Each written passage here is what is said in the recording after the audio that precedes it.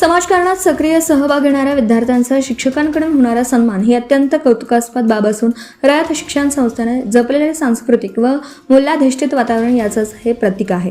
काळानुरूप शिक्षकांची भूमिका बदलत असून ज्ञान सतत अद्ययावत ठेवण्याची गरज निर्माण झाली आहे.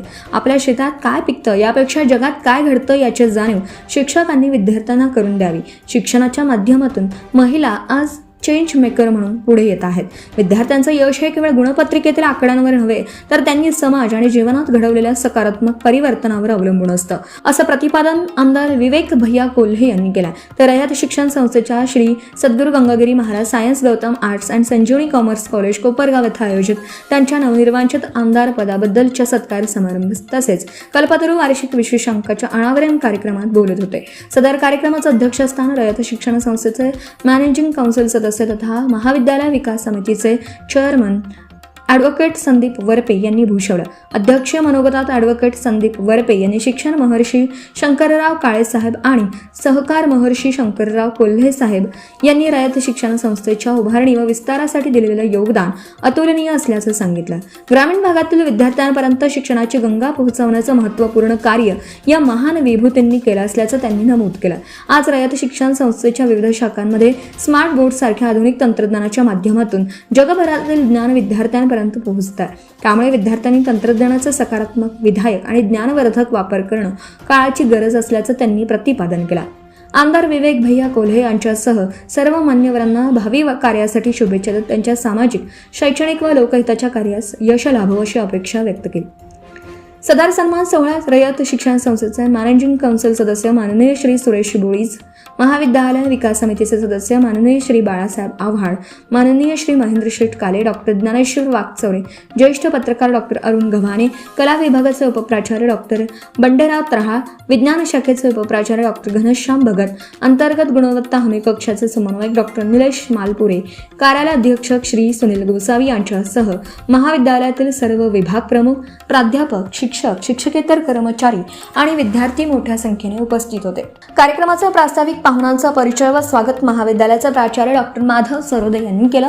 प्रास्ताविकात त्यांनी सत्कार मूर्ती आमदार विवेक भैया कोल्हे यांचं स्वागत करताना त्यांच्या विकासाभिमुख नेतृत्वाचा गौरव केला. शेती, शिक्षण, सहकार आणि ग्रामीण विकास क्षेत्रात त्यांनी दिलेलं योगदान समाजासाठी प्रेरणादायी असून लोकप्रतिनिधी म्हणून त्यांनी उभारलेलं कार्य हे त्यांच्या दूरदृष्टीचं प्रतीक असल्याचं त्यांनी नमूद केलं.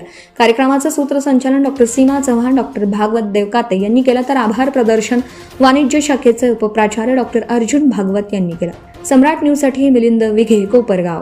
आज महाविद्यालय विकास समितीच्या वतीनं आज आपण या ठिकाणी आपल्याच महाविद्यालय विकास समितीचे सदस्य ज्यांची बिनविरोध विधान परिषदेवरती महाराष्ट्र राज्य या ठिकाणी त्यांची निवड झाली, त्यांच्या सत्कारासाठी आणि त्याचाच एक फायदा घेऊन आज महाविद्यालयाचं वर्ष सुरू होत आहे 26 आणि 26 अकॅडमिक. आणि ह्या 25-26 अकॅडमिक मध्ये जे आपल्या विद्यार्थ्यांचे लेख असतील, जे काही कार्यक्रम झालेले असतील, त्याचं जे आपलं नियतकालिक आहे, वार्षिक अंक जो आहे कल्पतरू, याचंही प्रकाशन या निमित्ताने या ठिकाणी करत आहोत. ते करण्यासाठी व्यासपीठावर उपस्थित आजच्या ह्या कार्यक्रमाचे अध्यक्ष जे महाविद्यालय विकास समितीचे सदस्य होते, परंतु त्यांचाही रयत शिक्षण संस्था येथे मॅनेजिंग काउन्सिल सदस्य त्यांची निवड झाली आणि त्याचबरोबर महाविद्यालय विकास समिती चेअरमन म्हणून त्यांची निवड झाली. त्यांच्या अध्यक्षतेखाली हा आजचा कार्यक्रम आपण आयोजित केलेला आहे आणि आमच्या आमंत्रणाला मान देऊन या ठिकाणी आदरणीय आमदार साहेब विवेक भैया कोल्हे या ठिकाणी उपस्थित झाले. त्यांचाही मी महाविद्यालयाच्या वतीनं शब्दसमोराने मनपूर्वक मी स्वागत करतो, अभिनंदनही करतो. त्याचबरोबर व्यासपीठावर उपस्थित मॅनेजिंग काउन्सिल सदस्य संस्थेचे आदरणीय सुरेश बोळी साहेब याही ठिकाणी ह्या कार्यक्रमाला उपस्थित आहेत आणि त्याचबरोबर आमचे सीडीसी सदस्य त्यामध्ये आदरणीय महेंद्र शेठ काळे साहेब आहेत, त्याचबरोबर आदरणीय डॉक्टर ज्ञानेश्वर वाकचौरे साहेब आहेत आणि त्याचबरोबर बाळासाहेब आव्हाड हेही या ठिकाणी उपस्थित आहेत. यांचाही मी महाविद्यालयाच्या वतीनं आपल्या सर्वांच्या वतीनं मी शब्दसन्मानाने पुन्हा मी स्वागत करतो. महाविद्यालयातील माझे सर्व सहकारी प्राध्यापक या ठिकाणी उपस्थित आहेत, माझे उपप्राचार्य तिन्ही शाखेचे, कला शाखेचे तळाळ सर, वाणिज्य विभागाचे भागवत सर, त्याचबरोबर सायन्स विभागाचे भगत सर, आयपीएससी कोऑर्डिनेटर, त्याचबरोबर कार्यालय आयपीएससी coordinator doctor Nilesh Malpure sir आणि कार्यालय अधीक्षक गोसावी सर आणि माझे सर्व संपादक मंडळ जे आहे कल्पतरूचे त्यामध्ये संपादक दिगेश सर आणि त्यांचे सर्व म्हणजे यांचंही मी या निमित्ताने स्वागत करतो. आपण सर्वजणांचं या ठिकाणी स्वागत करतो. SHM प्रीमियर एक्सपो साठी आपण या ठिकाणी आलेलो होतो. त्याही वेळेस आम्हाला आपण मार्गदर्शन केलेलं आहे. असे पुढील ह्याही अकॅडमिक वर्षामध्ये आपला जे सहकार्य पुढेही असेच लाभेल अशी मी आमच्या सर्वांच्या वतीनं आपली अपेक्षा करतो. आणि आपल्या यशामागे आपली मेहनत, त्याचबरोबर लोकांचे असलेले नाते, त्याचबरोबर विकासाची जी दृष्टी आहे, स्पष्ट दृष्टी जी आहे, आमदार म्हणून आपण आपल्या मतदारसंघाच्या सर्वांगीण विकासासाठी अधिक जोमाने कार्य कराल याची आम्हाला खात्री आहे. त्याचबरोबर महाविद्यालयाचाही विकास जो आहे, शिक्षण असेल, आरोग्य असेल, पायाभूत सुविधा असतील आणि युवक सक्षमीकरण या क्षेत्रात आपल्या नेतृत्वाखाली निश्चितच नवे आदर्श निर्माण होतील अशी आपल्याकडनं मी ह्या निमित्तानं अपेक्षा करतो. आणि आज महाविद्यालयाच्या वतीनं, आमच्या सर्व परिवाराच्या वतीनं, संस्थेचे सर्व पदाधिकारी त्याचबरोबर महाविद्यालय समितीचे चेअरमन, त्याचबरोबर सर्व सदस्य, सर्व प्राध्यापक, टीचिंग नॉन टीचिंग स्टाफ आणि विद्यार्थी यांच्या वतीनं आपणास मनपूर्वक शुभेच्छा देतो. आणि आम्हाला जो आत्मन झालेला आहे, आपल्या पुढील वाटचालीसाठी उत्तम आरोग्य, दीर्घायुष्य आणि निरंतर यश लाभो हीच ईश्वराची प्रार्थना या ठिकाणी करतो. आणि शेवटी आपल्या कुटुंबामध्ये खरं तर नेतृत्व तेच जे समाजाला दिशा देतं, म्हणजे नेतृत्व तेच जे समाजाला दिशा देतं आणि लोक प्रतिनिधी तो जो लोकांच्या मनात स्थान निर्माण करतो. असे आजचे आपले आमदार वेगवेगळ्या मोले यांचं आपण या ठिकाणी सत्कार सोहळा आयोजित केलेला आहे. पुन्हा एकदा हार्दिक अभिनंदन आणि भावी कार्यासाठी मनपूर्वक शुभेच्छा देतो. अशा कार्यक्रमाचे अध्यक्ष थोडक्यात त्यांचं परिचय या ठिकाणी नव्यानं नको आहे, कारण ते सर्वांना माहीत आहे. त्यांची जी कारकीर्द जी आहे 1995 पासून नॅशनल NSU मधनं त्यांनी जे पदार्पण केलं आणि त्या घडामोडी करत 95 पासून आज अखेर शेवटचा 2 उल्लेख मी या ठिकाणी नमूद करतो. बाकी आपल्याला माहिती आहे की संस्थेच्या बँकिंग काउन्सिल सदस्य म्हणून त्यांची 2022 रोजी त्यांची जनरल बॉडी सदस्य म्हणून नेमणूक झाली होती. आणि त्याच्यानंतर बँकिंग काउन्सिल मध्ये 9 मे रोजी त्यांची सदस्य बँकिंग काउन्सिल सदस्य संस्थेवरती नेमणूक झाली. आणि त्याच्यानंतर आज महाविद्यालय विकास समितीचे चेअरमन पदीही या अकॅडमिक 1 जून पासून त्यांची निवड झाली. त्याबद्दल जोरदार टाळ्यांमध्ये प्राध्यापक, विद्यार्थी यांचंही आपण या निमित्ताने त्यांचं स्वागतही करतो, त्यांचं अभिनंदनही करतो. आणि त्याचबरोबर दुसरे बँकिंग काउन्सिल सदस्य भोकरगाव शहरामध्ये शिक्षण संस्थांमध्ये माध्यमामध्ये काम करत असले आमचे सहकारी मित्र आदरणीय सुरेशजी भोळी साहेब यांची बँकिंग काउन्सिल सदस्य निवड झाली. त्यांचंही मी मनपूर्वक अभिनंदन करतो, त्यांचंही स्वागत करतो आपल्या सर्वांच्या वतीनं. आणि या ठिकाणी सर्वांच्या वतीनं आपण पुन्हा एकदा जोरदार टाळ्या सर्वांचं मान्यवरांचं या ठिकाणी स्वागत करू. त्या ठिकाणी मी थांबतो. जय हिंद, जय कर्मवीर. मी Sadguru Gangagiri Maharaj science Gautam arts and Sanjivani commerce college यांच्या वतीने आयोजित केलेल्या सत्कार सोहळा व कल्पतरू नियतकालिक प्रकाशन सोहळ्याप्रसंगी उपस्थित असलेले, ज्यांची आताच रयत शिक्षण संस्थेवर मॅनेजिंग काउन्सिल सदस्यपदी तसेच आपल्या संस्थेच्या चेअरमन म्हणून महाविद्यालय विकास समितीची निवड झाली. अतिशय अभ्यासपूर्व नेतृत्व, धडाडीने काम करणारा एक रयत सेवक आपल्याला या ठिकाणी हक्काचा माणूस म्हणून मॅनेजिंग काउन्सिल असेल, पवार साहेबांच्या अतिशय जवळचे समजले जाणारे असे संदीपजी वरपे साहेब, त्याचप्रमाणे आताच या ठिकाणून आपल्या संस्थेच्या दुसऱ्या कार्यक्रमासाठी गेले असे दुसरे मॅनेजिंग काउन्सिलचे सदस्य सुरेशजी भोळी सर, आवर्जून आपल्या महाविद्यालयाच्या सर्वच कार्यक्रमांमध्ये वेळ काढून उपस्थित राहता असे नाशिक जिल्हा परिषदेचे माजी सदस्य महेंद्र शेठ काले, ज्यांनी उद्योग व्यवसायामध्ये आगळं वेगळं नाव संबंध महाराष्ट्रभर किंवा भारतामध्ये देखील ज्यांचे प्रोडक्ट्स त्या ठिकाणी जातात असे अश्वमेध ग्रुपचे ज्ञानेश्वर वागचौरे, त्याचप्रमाणे ज्यांनी शुक्राचार्य मंदिराचं कायापालट करून एक कोपरगाव नगरीमध्ये समग्र देशातून भाविकांची ओढ त्या ठिकाणी कशी होईल याकरता अतोनात प्रयत्न करणारे आपले सीडीसीचे दुसरे सदस्य बाळासाहेब आव्हाड, त्याचप्रमाणे ज्यांनी प्रास्ताविकवर या ठिकाणी भाषण केलं, ज्यांच्या नेतृत्वाखाली कॉलेजचं कामकाज त्या ठिकाणी चालू आहे असं डॉक्टर माधवराव सरोदे सर, सर्व उपप्राचार्य, सर्व विभाग प्रमुख, शिक्षक, शिक्षकेतर कर्मचारी, उपस्थित असलेले आमचे सर्व विद्यार्थी मित्र, पत्रकार, प्रेस फोटोग्राफर, इतरही असलेले उपस्थित मान्यवर, सगळ्यांचं सर्वप्रथम या ठिकाणी मी स्वागत करतो. खऱ्या अर्थाने सत्कार सोहळा अनेक त्या ठिकाणी झाले, परंतु जीवनामध्ये कोणी कुठल्याही क्षेत्रात काम करत असलं तर कुठं ना कुठल्या ना कुठल्या शिक्षकांचा तो एक विद्यार्थी असतो. आणि आज शालेय किंवा महाविद्यालयाच्या वतीने त्याचप्रमाणे शिक्षकांच्या वतीने एका समाजकारण करणाऱ्या विद्यार्थ्यांचा सत्कार होतो, त्याबद्दल मी आपल्या सगळ्यांचा आभार मानतो. खरं तर आमदार झालो 15 तारखेला महिना होईल, त्या ठिकाणी शपथ घेऊन अनेक मान्यवरांचा भेटण्याचा योग आला, परंतु आवर्जून आपल्या संस्थेचे सर्व आदरणीय शरदचंद्रजी पवार साहेबांची देखील भेट अमेरिका दौऱ्याच्या जायच्या आधी मी त्या ठिकाणी घेतली आणि अतिशय विस्तृतपणे साहेबांनी त्या ठिकाणी मार्गदर्शन केलं. संस्थेविषयी असलेली त्यांची तळमळ आवर्जून त्या ठिकाणी सगळी विचारपूस केली, लक्ष आहे का नाही सांगितलं,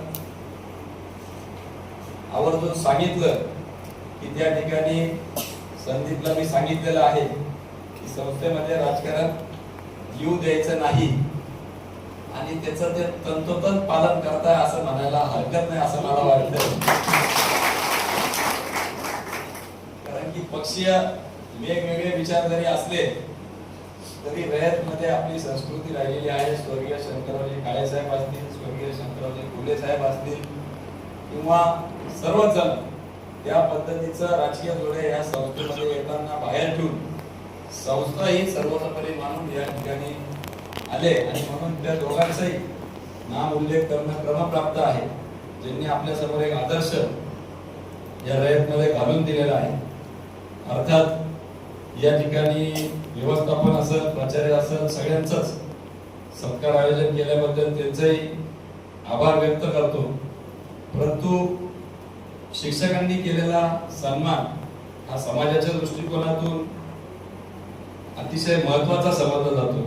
कारण की आदर्श शिक्षक एक आदर्श विद्यार्थी घडवण्यासाठी अहोरात्र त्या ठिकाणी प्रयत्नशील असतात आणि त्यातल्या त्यात एसएजीएम म्हणजे एक वेगळं ऋणानुबंध एसएजीएम कॉलेजमध्ये राहिलेला आहे. रयत मधली सुरुवात माझी जर म्हणायचं झालं तर या एसएजीएम संस्थेमधून झाली. ज्यावेळेस कोल्हे साहेब होते त्यांच्या पश्चात या सिरीजवर मला पहिल्यांदा रयतचा संपर्क आला ते आपल्या कॉलेजपासून आणि म्हणून एक विशेष आनंद किंवा एक जिव्हाळ्याचं नातं या संस्थेबरोबर राहिलेलं आहे. अनेकदा सीडीसीची मीटिंग 1-1, 2-2, 3-3 तास फार क्वचित संस्था आहे ज्यावर मी काम करतो तेव्हा इतक्या वेळ या ठिकाणी संस्थेची मीटिंग चालती.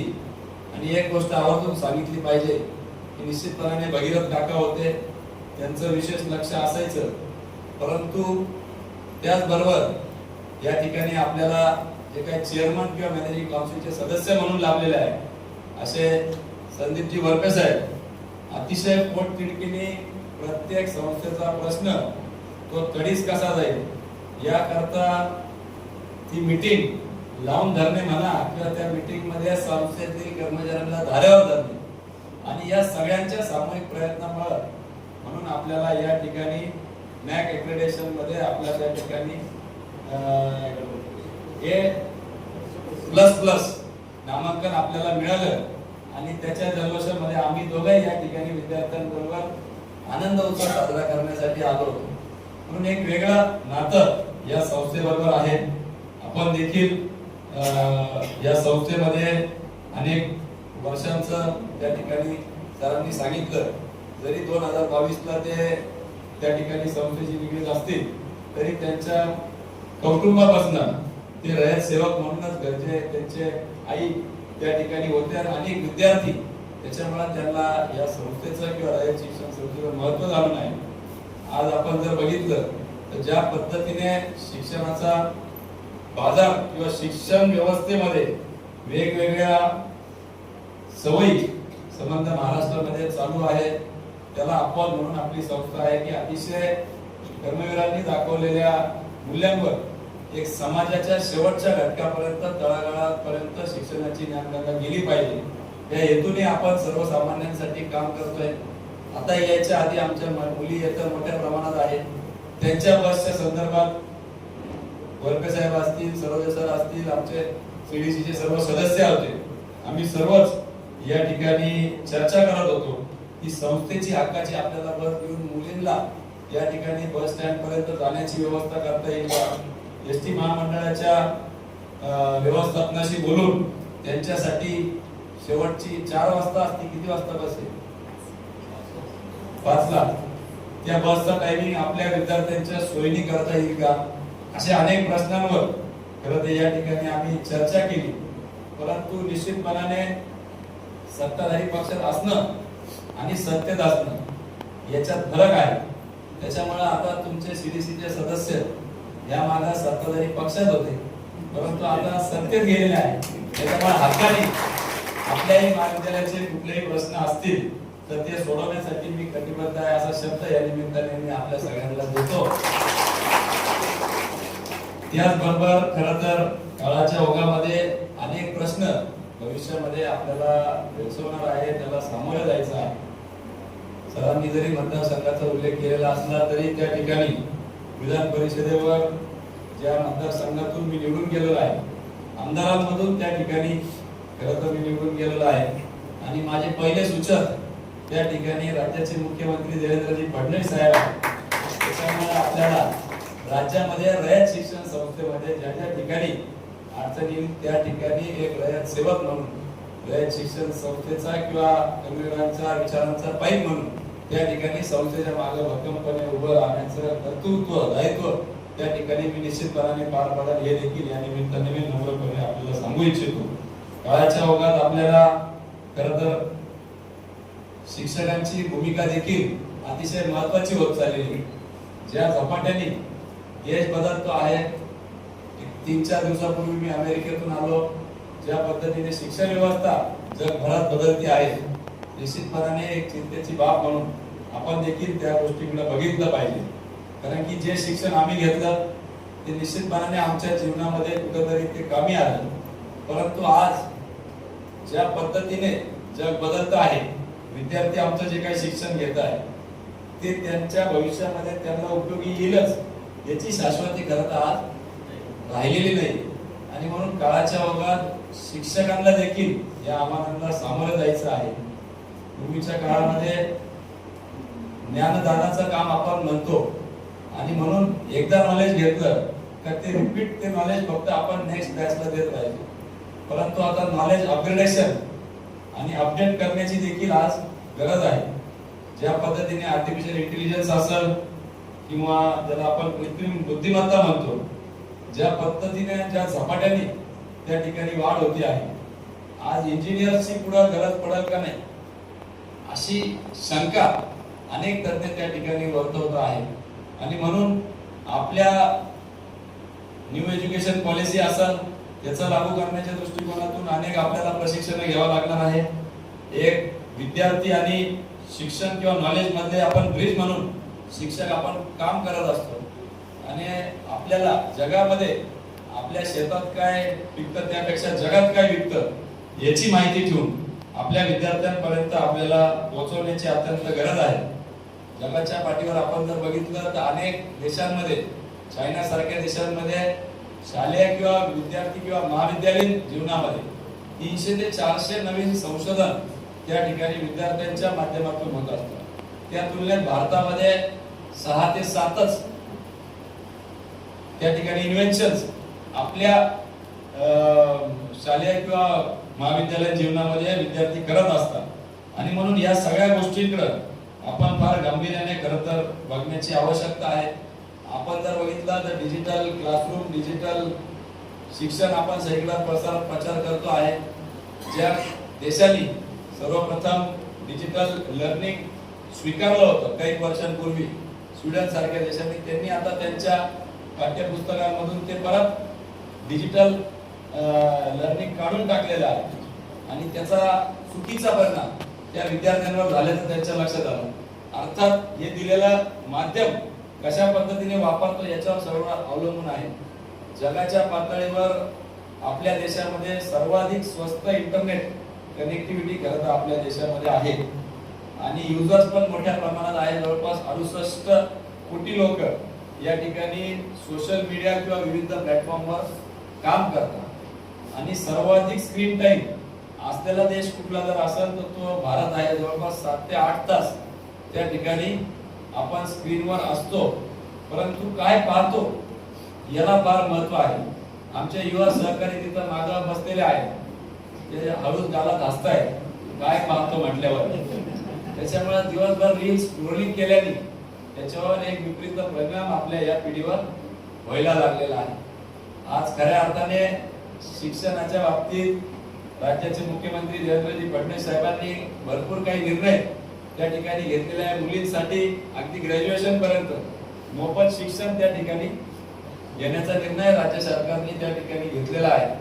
आणि म्हणून संजीवनी युनिव्हर्सिटीवर मी आहे त्या ठिकाणी जेव्हा आम्ही बघतो तर मुलींची संख्या ही फार वाढलेली आहे शिक्षण घेण्याच्या बाबतीत. आणि कुठंतरी भविष्यामध्ये ही सामाजिक विषमता याचा देखील मोठा प्रश्न त्या ठिकाणी निर्माण होणार आहे. अर्थात तो आजच झालेला आहे, त्यांना अजून पास आउट व्हायचं आहे.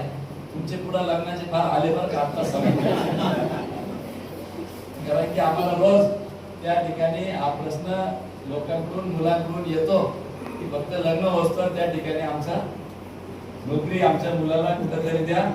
नंतर झालं का आम्ही म्हटलं आमच्या बहिणीला मी फसवणार नाही, त्याच्यामुळे असे कोणालाही मी नोकरी देत नाही. परंतु हा प्रश्न आपण असण्यावर जरी घेतला तरी हा जटिल होत चाललेला आहे. त्याच्यामुळे मुली सिन्सिअरली त्या ठिकाणी अभ्यास करतात. शिक्षणाच्या माध्यमातून चेंज मेकर म्हणून महिला आमच्या प्रत्येक क्षेत्रामध्ये आज खरं तर पुढाकार घेत आहे. आणि शिक्षण हे फक्त 21व्या शतकात माहितीचं स्रोत राहिलेलं नाही. सर पूर्वी तुम्ही जे शिकवायचे ते निश्चितपणाने आम्हाला दुसरं माध्यम नव्हतं ती माहिती करून घेणे. परंतु आज या मोबाईलच्या एका बटनवर जगातील सगळी माहिती त्या ठिकाणी आम्हाला उपलब्ध झालेली. नोईंग नॉलेज म्हणजे नॉलेज हे माहिती असणं आता काही वेगळेपणा राहिलेलं नाही. परंतु अप्लाइड नॉलेज, त्या नॉलेजचा वापर कशा करायचा आणि कसा करायचा आणि कुठं करायचा हे खरं तर काळाची गरज आता झालेली आहे. त्या दृष्टिकोनातून आपण विद्यार्थ्यांना त्या ठिकाणी समाजामध्ये तयार करण्याच्या दृष्टिकोनातून आपण नवीन आव्हानांसाठी आपण त्यांना तयार केलं पाहिजे. त्यांचे प्रश्न समजून घेतले पाहिजे. युनिसेफच्या माध्यमातून जेव्हा भारतीय विद्यार्थ्यांचा अभ्यास केला गेला तर जवळपास 60 ते 65% विद्यार्थी हे वेगवेगळ्या माध्यमातून कुठेतरी डिस्टर्ब किंवा ज्याला आपण म्हणतो की डिप्रेशन मध्ये ताणतणावाखाली त्या ठिकाणी एन्झायटी, मूड स्विंग्स, भावनिक अस्थिरता त्यांच्यामध्ये त्यांना आढळून आली. म्हणून हा एक फार मोठा प्रश्न आपल्या सगळ्यांसमोर त्या ठिकाणी आहे. त्याला कसं टॅकल करायचं सर, त्या बाबतीत आपल्याला काही काउन्सिलिंग करता येईल का? शिक्षकांनी वैयक्तिक संवाद विद्यार्थ्यांशी कसा वाढवता येईल, त्यांच्यामधली दूरी कशी कमी करता येईल, त्याचा देखील आपल्याला खरं भविष्याच्या दृष्टिकोनातून विचार करणं गरजेचं आहे. कारण की ज्या पिढ्या आपल्या या शिक्षकांनी घडवल्या त्या पिढींमुळेच आज आपण या भारताची एक महासत्ता होण्याच्या दृष्टिकोनातून वाटचाल आपण बघतो आहे. एक कोणा व्यक्तीचं सरकारचं काम नसून गेल्या 2-3 पिढ्यांमध्ये शिक्षक असतील, शिक्षक इतर अधिकारी असतील, शास्त्रज्ञ असतील, इंजिनियर, डॉक्टर, राजकारणी सगळ्यांनी योगदान दिलेलं आहे म्हणून आपल्याला एक दिवस पाहायला भेटतं. म्हणून भविष्यातले येणाऱ्या अडीअडचणीच्या दृष्टिकोनातून आपल्या महाविद्यालयामधून आपल्याला त्या पद्धतीचे विद्यार्थी तयार करणं, नुसतं शिक्षण देणं हे गरजेचं नसून शिक्षणानंतर त्यांना स्वावलंबन करणं हे खऱ्या अर्थाने महत्वाचं आहे. तुमचं सक्सेस त्या मिळालेल्या मार्क्समध्ये किंवा लागलेल्या निकालामध्ये नसून त्या लागलेल्या निकालानंतर त्या विद्यार्थ्याच्या जीवनामध्ये त्या शिक्षणाने काय आमूलाग्र बदल झाला याच्यावर आपला खरं तर सक्सेस रेशो ठरवला जाईल. त्याच्यामुळे जे विद्यार्थी इथून शिक्षण घेऊन गेले, हजारो विद्यार्थी गेलेले, या शिक्षणाचा किती टक्के विद्यार्थ्यांमध्ये त्या ठिकाणी त्याला भविष्यातील जीवनामध्ये फायदा झाला याचा देखील खरं तर आपण आता अभ्यास करणं गरजेचं वाटतं. अधिक भरपूर काही बोलता येईल. सामूहिकरित्या आपल्याला सगळ्यांनाच या आव्हानांना आपल्याला भविष्यात सामोरे जावं लागणार आहे. आपल्या माध्यमातून, आपल्या सगळ्यांच्या शुभेच्छांच्या माध्यमातून त्या ठिकाणी बिनविरोध म्हणून माझी विधान परिषदेवर निवड झाली. आपण यथोचित असा या ठिकाणी सत्कार केला. खरं तर संबंध कोपरगावकरांनीच अतिशय उत्साह, अनेक निवडणुका येतात, कार्यकर्ते रेशीला पेटतात, घरोघरी प्रचार करतात आणि त्यानंतर निकालाची उत्सुकता त्यांना लागलेली असते आणि निकाल लागल्यावर जल्लोष मोठ्या प्रमाणात होतो. परंतु बिनविरोध होऊन सुद्धा जवळपास 7-8 तास त्या ठिकाणी मिरवणूक आपल्या सगळ्या कोपरगावकरांनी काढली. निश्चितपणाने त्याच्यावरून लक्षात येतं की अनेकांच्या अपेक्षा उंचवलेल्या आहेत. कोपरगावातच नव्हे तर अनेक तालुक्यांमध्ये, अनेक जिल्ह्यांमध्ये त्या ठिकाणी सत्कार झाला. आपल्यातीलच आमचे युवा वर्ग मोठ्या प्रमाणात आहे. आपल्यातीलच युवक किंवा आपला मित्र त्या ठिकाणी आमदार झालेला आहे. त्यामुळे आपले प्रश्न, जे काय प्रश्न असतील ते निश्चितपणाने माझ्यापर्यंत पोहोचवा. आपल्या माध्यमातून विधान भवन असेल, राज्य सरकार असेल, केंद्र सरकार असेल, या सगळ्यांकडे पोटतिडकीने मांडण्याचं काम त्या ठिकाणी आपल्या वतीने मी करल असं आपल्याला या निमित्ताने ग्वाही देतो. पुनश्च एकदा आपण या ठिकाणी बोलवलं. आपल्याला एकदम हक्काचा माणूस जसा आमदार म्हणून लाभलेला आहे त्याचप्रमाणे हक्काचा माणूस आपल्याला मॅनेजिंग काउन्सिल मध्ये किंवा त्या ठिकाणी आपल्या सीडीसीचे चेअरमन म्हणून त्या ठिकाणी संदीपरावांच्या रूपाने लाभलेला आहे. त्याच्यामुळे आता आपले आजचे दिन आले असं म्हणायला हरकत नाही. सर, या आजच्या दिन मध्ये आपल्याला काय काय करायचं असेल, एखादा मजला वाढवायचा, एखादा कमी करायचा, कुठं काय करायचं, तर त्या सगळ्या गोष्टी सांगा. सरकारच्या बाजूने जे प्रयत्न करायचे ते मी करणारच आहोत. पवार साहेबांच्या मी अनेकदा संदीपरावांबरोबर पवार साहेबांना भेटण्याचा योग आला. अतिशोक्ती म्हणून सांगत नाही, परंतु अतिशय लाडके ते त्या ठिकाणी पवार साहेबांचे शिष्य म्हणून आहे हे सांगायला हरकत नाही. म्हणून आपण देखील हक्काने या सगळ्या आपल्या महाविद्यालयाचे नव्हे तर तालुक्याचे अनेक रयतचे संस्था आहे, शाळा आहे, त्याचे देखील भरभराटी होईल आणि आपली कार्यकर्ती कोपरगावकरांना कायम स्मरणात राहील हीच आपल्याकडून देखील अपेक्षा व्यक्त करतो आणि माझं लांबलेलं मनोगत थांबवतो. धन्यवाद. आजच्या या सत्कार सोहळ्याचे सत्कारमूर्ती ज्यांची नुकतीच महाराष्ट्र राज्याच्या विधान परिषद सदस्यपदी आमदार म्हणून बिनविरोध निवड झाली असे आपले महाविद्यालयाचे भूषण आणि आपले सीडीसी मेंबर सन्माननीय भैया विपिनदादा कोल्हे, आपल्या महाविद्यालयाचे कर्तव्यदक्ष प्राचार्य सन्माननीय डॉक्टर माधव सरदेसाई,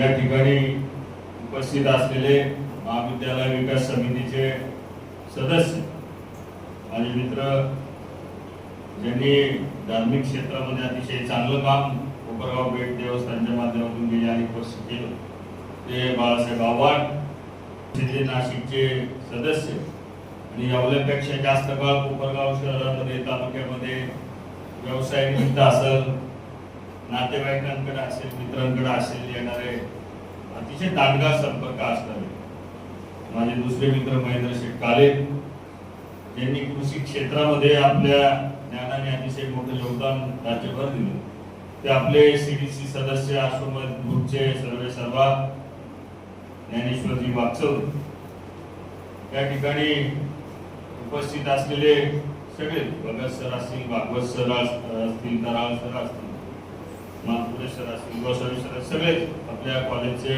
सगळे रणवीर सर, स्टाफ मेंबर, त्याचबरोबर प्राध्यापक, प्राध्यापिका आणि मागे बसलेले विद्यार्थिनी आणि तरुण विद्यार्थी मित्र, अतिशय मौलिक असं मार्गदर्शन विवेक भैयांनी या ठिकाणी केलं. त्यामुळं मी आज काय फार बोलणार नाही आणि आता बऱ्याच वेळा आपल्याशी त्या ठिकाणी इंटरॅक्शन माझं होणार, पण भैयांकडनं तुम्ही आमदार झाल्यावर आमच्या अपेक्षा फार उंचावल्या.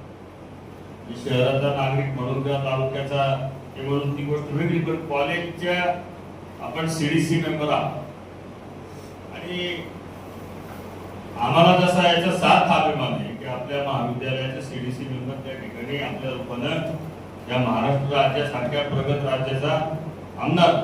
त्यानंतर प्राचार्य साहेबांची आमची त्या ठिकाणी बरीच चर्चा झाली. सुरुवातीलाच आपल्याकडनं एक अपेक्षा करतो, विनंती करतो की आपण जरी आमदार झाले तरी आपण या सीडीसीवर कायम आपल्या सीडीसीला एक वजन राहील, आपल्या सीडीसीला एक भारदस्तपणा नाही. अनेक महाविद्यालयाचे प्रश्न त्या ठिकाणी शिक्षण खात्यात, शिक्षण संचालकांकडे, शासन दरबारी त्या ठिकाणी असतात आणि आपल्या सीडीसीवर असल्यामुळे ते प्रश्न सुटण्यामध्ये निश्चितच त्या ठिकाणी मोलाची मदत आम्हाला होणार. कॉलेजमध्ये मलाही या ठिकाणी चेअरमन म्हणून काम करण्याची संधी आदरणीय शरद पवार साहेबांनी त्या ठिकाणी दिली, मॅनेजिंग काउन्सिल पाठवून. माझ्या रयत मधल्या कामाची सुरुवात त्या ठिकाणी स्वर्गीय शंकरराव कोले साहेबांमुळे मागे झाली.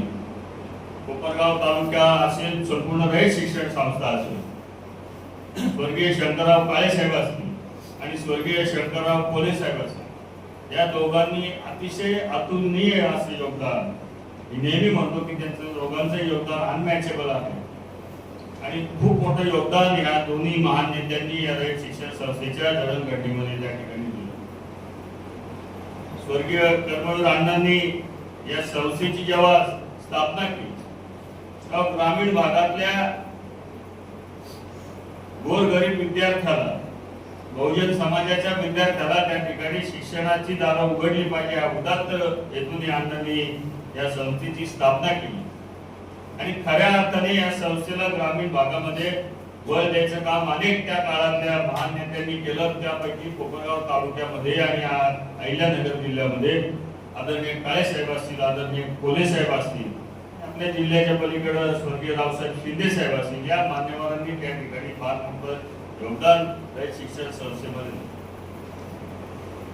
गेल्या 40 वर्षापासून देशाचे नेते आदरणीय शरद पवार साहेब या संस्थेची अध्यक्षपदाची धुरा त्या ठिकाणी सांभाळली आणि काळाच्या पुढे जाऊन बघणारं नेतृत्व म्हणून आदरणीय शरद पवार साहेबांकडे बघितलं जातं आणि त्यातूनच जेव्हा ज्याचा उल्लेख भैया साहेबांनी त्यांच्या भाषणात केला, कृत्रिम बुद्धिमत्ता, आर्टिफिशियल इंटेलिजन्सच्या दिशेने जेव्हा हे जग चालू झालं तेव्हा पवार साहेबांनी ही काळजी घेतली की रयत शिक्षण संस्थेमध्ये अगदी पहिलीपासून हे त्या ठिकाणी आलं पाहिजे. महाविद्यालयामध्ये तर ते येईल, पण प्राथमिक आणि माध्यमिक स्तरावर सुद्धा आर्टिफिशियल इंटेलिजन्सचे शिक्षण त्या ठिकाणी ग्रामीण विद्यार्थ्यांना मिळालं पाहिजे आणि त्या दृष्टीने संस्थेचे चेअरमन चंद्रकांत दळवी साहेबांनी त्या ठिकाणी फार मोठं एक काम त्याच्यामध्ये पवार साहेबांच्या मार्गदर्शनाखाली केलं. आपण बघतो आपल्या संपूर्ण म्हणजे कॉलेजमध्येच नाही, शाळेमध्ये सुद्धा इंटरॅक्टिव्ह पॅनल त्या ठिकाणी ज्याला आपण स्मार्ट बोर्ड म्हणतो ते आलेले आणि इंटरनेटचे सगळे ऍक्सेस आपण त्याला दिलेला आहे आणि त्यातून जगाच्या पाठीवर जे काही शिक्षणाचं दर्जा आहे त्याला मॅच करायचा आपण त्या ठिकाणी प्रयत्न. नुकतीच रयत शिक्षण संस्थेच्या उत्तर विभागाच्या अध्यक्ष म्हणून आदरणीय रोहितदादा पवार यांची त्या ठिकाणी निवड झाली. भैयासाहेब पहिल्याच मीटिंग मध्ये रोहितदादांनी पॉवर पॉईंट प्रेझेंटेशन केलं. त्याला संपूर्ण उत्तर विभागातले शिक्षक आणि आपल्या महाविद्यालयाचे सगळे मंडळी त्या ठिकाणी अतिशय मायक्रो प्लॅनिंग त्यांनी त्या ठिकाणी केलेलं. त्याचा विशेष कटाक्ष मुलींची स्वच्छतागृह असेल, मुलींची पिण्याची पाण्याची काही कमतरता असेल आणि इतरही काही जे काय आहे त्याच्यामध्ये मोठं काम त्यांनी करायचं ठरवलंय. त्यांनी स्वतःलाच टार्गेट केलंय की मी पहिल्या वर्षी किमान 5 कोटीचा CSR त्या ठिकाणी उत्तर विभागाकरता हे करणार आणि त्या दुर्बल ग्रामीण भागांना शाखायची. आणि आपल्या कॉलेजवर लवकरच त्यांच्या उपस्थितीमध्ये एक मीटिंग त्या ठिकाणी होणार, ज्याचा उल्लेख भैयांनी केला की इंटरनेट किंवा मोबाईल, स्मार्टफोन आणि स्क्रोलिंग, स्क्रीन टाइम. आता इथं आमचे खरं माग हसले मुलं, तुम्ही बरोबर त्यांच्या मनात ऐकलं. फक्त मला एक सांगायचंय, आपण विद्यार्थी आहोत, अगदी तुम्ही काय ना आम्ही काय. विद्यार्थी दशा ही शेवटपर्यंत संपत नाही. आपण ग्रहण करत राहिलं पाहिजे. फक्त एक आहे की आपण काय ग्रहण करणार, काय वाचणार, काय बघणार हे आपण ठरवलं. आता हे इतर वेळेस आपण ठरवतो. समजा लायब्ररीत गेलो तर आपल्या डोक्यात असं की मला हे पुस्तक वाचायचंय. मोबाईलचं तसं नाही. तुम्ही जे स्क्रोल करणार, जे बघणार, एक अशी सिस्टीम आहे की सातत्याने तेच तुमच्या पुढे आणि त्यातून नंतर ऍडिक्शन तयार. त्यामुळे आपण सुरुवातीलाच ठरवलं पाहिजे आपल्याला काय बघायचंय, काय बघायचं नाही. इंस्टाग्राम असेल, युट्यूब असेल, जी काही माध्यम आहे ज्याच्यातून आपल्याला ज्ञान मिळू शकतं, तर आपल्याला बघायचं काय नाही हे तर आपण ठरवलं आणि जे बघायचंय ते बघायला सुरुवात केली तर आपल्याला जे फायद्याचं आहे तेच फक्त त्या ठिकाणी आपल्या समोर येतो. आणि आपण ती स्वयंशिस्त त्या ठिकाणी विद्यार्थी म्हणून एकदा आपलं शिक्षण झाल्यानंतर त्याच्यानंतर जग तुमचंच आहे. आणि ज्याचा उल्लेख भाईंनी केला की फार स्पर्धा वाढली. मुलं असतील, मुली असतील, शिक्षण घेतल्यानंतर त्या ठिकाणी बाहेर पडल्यानंतर फार मोठी स्पर्धा आहे. त्यामुळे आताच्या काळामध्येच आपण त्या ठिकाणी चांगल्या पद्धतीने जर आपण आपल्याला सवय लावून घेतल्या तर निश्चित जगाच्या स्पर्धेमध्ये आपण टिकणार आहोत. जी अपेक्षा भैयांनी व्यक्त केली, आपल्याला काही स्किल कोर्स, आता आपण त्याच्यानंतर या सगळ्या गोष्टी, यावर्षी आपण सायबर सिक्युरिटी BSc चालू करतोय. पुढच्या वर्षी आपल्याला कॉमर्सला 11वीला इंग्लिश मीडियम मध्ये डिव्हिजन काढायचे आपलं त्या ठिकाणी नियोजन आहे. BSc AI चे काय करता येईल त्याच्याबद्दल मालपुरे सरांची आणि आमची त्या ठिकाणी चर्चा झालेली आहे. आणि असे अनेक कोर्सेस आपण त्या ठिकाणी भविष्यामध्ये करणार आहे. आणि विद्यार्थ्यांना सुद्धा आता आपण इंटरनेटचा वापर करता. आपलं महाविद्यालय हे A++ मानांकन असलेलं भैया जिल्ह्यात 2च आहे. संपूर्ण अहिल्यानगर जिल्ह्यामध्ये बाळासाहेब 2च महाविद्यालय आहे की ज्याला A++ नॅकचं मानांकन मिळालेलं आहे. एक कर्जतचं दादा पाटील आणि दुसरं अहिल्यानगरचं. बाकी कोणत्याही विद्यालयाला, महाविद्यालयाला A++ मानांकन. आणि A++ मानांकन हे फार प्रेस्टिजियस आहे. त्याच्याकरता केंद्र सरकारची टीम येते. एक चेन्नईचा असतो, तो दुसरा पश्चिम बंगालचा असतो, तो तिसरा जम्मू काश्मीरचा असतो. ते कुलगुरू लेवलचे लोक असतात. भैया आपण अटेंड केलं होतं त्या लोकांना आणि आमच्या IPSCच्या टीमने त्यावेळेस खूप चांगलं काम केलं. त्यातून हे नॅकचे A++ मानांकन मिळालेलं आहे. हे आपण अभिमानाने आपल्या मित्र परिवारांना त्या ठिकाणी सांगितलं पाहिजे. आणि येणाऱ्या काळामध्ये, आज काय फार बोलत नाही, परंतु येणाऱ्या काळामध्ये आपण सगळ्यांनी, विद्यार्थी असतील, प्राध्यापक असतील, नॉन टीचिंगचा स्टाफ असेल, ते आमचा शिपाई देखील असेल आणि आम्ही CDC मेंबर असू, आपण कुठेही आपण हा मोठा तो छोटा असं न करता एक टीम म्हणून आपल्याला त्या ठिकाणी काम करायचंय. ऑलरेडी नावलौकिक असलेला महाविद्यालय आपलं जे आहे ते आपल्याला आणखी पुढे न्यायचंय. आणि लवकरच आता आपण बायोमेट्रिक सुद्धा सुरू करणार आहोत. त्याची विद्यार्थ्यांनी नोंद घ्यावी की ID कार्ड असल्याशिवाय आतमध्ये काही दिवसानंतर जेव्हा बायोमेट्रिकची गेटवर व्यवस्था होईल, एक शिस्त सुद्धा त्या ठिकाणी आपल्याला लावायची. तुमच्या मार्गदर्शनाची आम्हाला आवश्यकता असणार आहे. त्यामुळे जेव्हा आपल्यावर तर राजाची जबाबदारी आहे, अनेक ठिकाणचे प्रश्न आता तुम्हाला त्या ठिकाणी मांडायचे, सोडवायचे. पण जेव्हा वेळ मिळेल तेव्हा आपण ह्या मीटिंगला सुद्धा महाविद्यालय विकास समितीच्या हजर राहाल अशी अपेक्षा करतो. आणि सरांनी का बरं सांगितलं नाही मला माहित नाही, का माझ्यावर सोडलं होतं की आमचे काही आटले रस्ते तर तुमच्या आमच्या आमदार निधीतून आम्ही तुम्हाला ते विनंती पत्र पाठवू आपल्याला राज्यभर लोकांच्या आपल्याकडनं अपेक्षा असतील, पण आमचा तुमच्यावरचा पहिला हक्क आहे. त्यामुळं आपल्याला आम्ही जास्त काही खर्चात पाडणार नाही, परंतु जे गरजेचं आहे त्याच्यामध्ये आम्ही तुम्हाला पत्र देऊ. आणि प्राचार्य साहेबांना आम्ही फेरफटका मारत असताना ते म्हटलं आपण भैया साहेबांना विनंती करू आणि अजूनही आपली अशीच उत्तरोत्तर प्रगती हो. अतिशय जरी भारतीय जनता पक्षाची विचारधारा आणि आमच्या पक्षाची वेगळी असली तरी योग्य असा निर्णय आपल्या रूपाने भारतीय जनता पक्षाने आपल्याला आमदार करून घेतलाय असं या निमित्तानं सांगतो.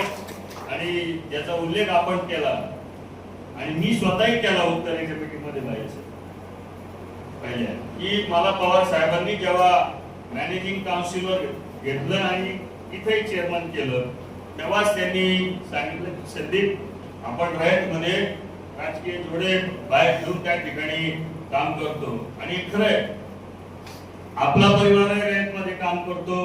तिकडे रामशेठ ठाकूरांचे चिरंजीव भाजपचे आमदार आहेत, ते रयतचे फार मोठे मार्गदर्शक आहेत. विश्वजित कदम काँग्रेस पक्षाचे, असे काही शेतकरी कामगार पक्षाचे रयत शिक्षण संस्थेमध्ये काम करताना पक्षीय राजकारण त्या ठिकाणी नेहमीच आजपर्यंत बाहेर ठेवलं गेलेलं आहे. आणि त्याचं पवार साहेबांच्या सूचनेचं तंतोतंत पालन निश्चितच या महाविद्यालयामध्ये होईल. आणि विद्यार्थी आणि विद्यार्थ्याची प्रगती आणि शैक्षणिक संस्थेची प्रगती हा एकमेव ध्येय त्या ठिकाणी ठेवून आम्ही सगळे त्या ठिकाणी वाटचाल करणार आहे. मॅनेजिंग काउन्सिलचा सदस्य म्हणूनही आदरणीय पवार साहेबांनी मला संधी दिली. निश्चितच राजकारणामध्येच मुळात मी आलो होतो बिपिनदादा कोले साहेबांमुळे आलो आणि रयतमध्ये कोले साहेबांनी मला सुरुवातीला संधी दिली. आणि माझं भाग्य आहे की कोले साहेब चेअरमन असताना मी या सीडीसीचा मेंबर, तुम्ही नव्हते कोणीच, पण कोले साहेब चेअरमन असताना मी या सीडीसीचा मेंबर होतो. आणि मुळामध्ये एक कार्यकर्ता म्हणून कोले साहेबांबरोबर फार त्या ठिकाणी माझा संपर्क होता की मंत्रालयात बऱ्याच वेळा साहेबांबरोबर एक काम करायची जी पद्धत आहे, मीटिंग कंडक्ट करायची जी पद्धत आहे, ती आम्ही कोले साहेबांकडनं त्या ठिकाणी शिकलो. आणि साहेबांबरोबर सीडीसीवरही काम केलंय. आणि निश्चितच काळे साहेब असतील, कोले साहेब असतील, मी सुरुवातीला सांगितलं की यांच्या कामाची कुणीही बरोबरी करू शकत नाही, पण त्याच्या 10% जरी काम या दोन महान नेत्यांच्या माझ्याकडनं जरी झालं तरी मी त्या ठिकाणी माझं भाग्य समजेल. मला विद्यार्थ्यांना सांगायचं आहे की मी या कॉलेजमध्ये तुमच्यासारखा शिकलोय. 11वी 12वी माझी इथं झाली. फर्स्ट इयर BSc मी इथंच होतो, पण नंतर मी इंजिनिअरिंग करायचा निर्णय घेतला आणि प्रवरेला जाऊन मी इंजिनियर झालो आणि त्याच्यानंतर वकीलही झालो. आणि माझी आई सुद्धा या कॉलेजमध्ये प्राध्यापिका म्हणून त्या ठिकाणी काम करत होती आणि ती इथं सेवानिवृत्त झाली. त्यामुळं मला या कॉलेजचा माझे विद्यार्थी असल्यामुळे या कॉलेजचा अभिमान आहे, माझी आत्मीयता आहे. आणि आपण आपल्यासारखाच एक मी या कॉलेजचा विद्यार्थी आहे. त्यामुळं तुमच्या प्रश्नांना मी त्या ठिकाणी महत्त्व देणार आहे. आणि आई रयत सेविका प्राध्यापिका म्हणून इथं सेवानिवृत्त झाल्यामुळे शिक्षकांचे काय प्रश्न असतात हे देखील मी अतिशय शिक्षक कुटुंबातला असल्यामुळं जवळून अनुभवलेलं आहे. त्यामुळे आपण सगळ्यांनीच एक टीम म्हणून त्या ठिकाणी काम करायचंय. वेळोवेळी आपल्याला त्या ठिकाणी रोहित दादांचा असेल, पवार साहेबांचा असेल, दळवी साहेबांचा असेल आणि या सीडीसीचे माजी चेअरमन ज्यांचा उल्लेख करणं महत्वाचं आहे ते ॲडव्होकेट भगीरथ शिंदे, ते रयत शिक्षण संस्थेचे व्हाईस चेअरमन आहे. त्यांचंही मार्गदर्शन भविष्यामध्ये आपल्याला या ठिकाणी घ्यायचंय. मागच्या 6 वर्षाच्या काळामध्ये भगीरथ काकांनी अतिशय चांगलं काम SHM कॉलेजमध्ये त्या ठिकाणी केलं आणि त्यांच्याच नेतृत्वाखाली आपल्या महाविद्यालयाचं मानांकन त्या ठिकाणी उंचावलं आणि A++ झालं. निश्चितच भगीरथ काकांचंही मार्गदर्शन आता मॅनेजिंग काउन्सिलमध्ये आम्ही भेटतच जाणार आहे मीटिंगमध्ये, तर काकांचंही मार्गदर्शन त्या ठिकाणी केलं जाईल. मी काकांचे आभार मानतो की त्यांनी नाशिकहून येऊन सुद्धा वेळोवेळी जेव्हा गरज असेल तेव्हा काका सगळ्यांना अवेलेबल होते आणि या महाविद्यालयाच्या प्रगतीमध्ये काकांनी फार मोठं असं योगदान दिलंय. त्यांच्या अनुभवाचाही फायदा झाला आणि भविष्यातही आपल्याला तो घ्यायचा आहे. फक्त भैया परत एकदा रिपीट करतो की तुम्हाला आम्ही काही जाऊन देणार नाही सीडीसीतून. तुम्ही आमदार झाले, तुम्हाला उद्या मंत्री केलं तुमच्या नेत्यांनी, तरी सुद्धा इथं सीडीसीचा आणि तुम्हाला जर म्हणजे मलाच वापरत होतं मी चेअरमन तुम्ही सदस्य तुम्ही म्हटलं आयतं पार्टी करायची तरी आपली तयारी आहे. तुम्ही सीडीसीवर त्या ठिकाणी थांबा ज्याचा महाविद्यालयाला फायदा होईल एवढंच सांगतो आणि तुमच्या भावी राजकीय कारकिर्दीला त्या ठिकाणी शुभेच्छा देतो आणि थांबतो. जय हिंद जय भारत.